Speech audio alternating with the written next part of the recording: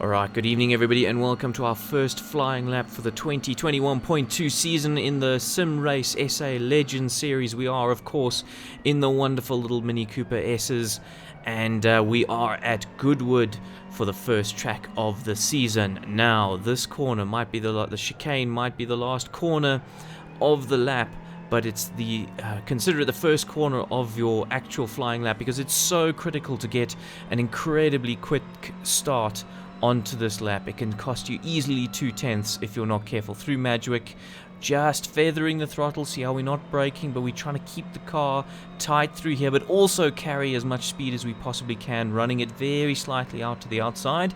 Now, a lot of this is about making the track as short as possible. So you see how I cut in very, very tightly through Ford water. And then I'm kind of in the middle of the track looking to make the car aim at that turn right board.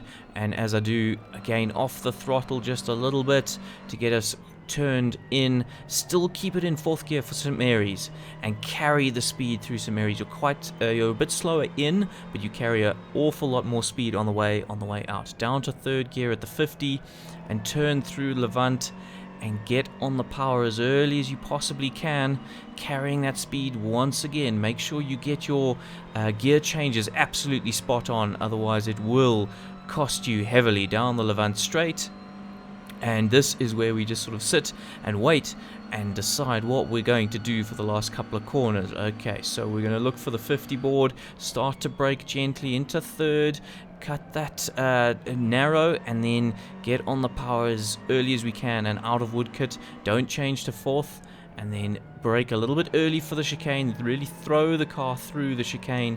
You want to be exiting at just over 100 k's an hour if you can, into fourth, and there we go, a 132.151.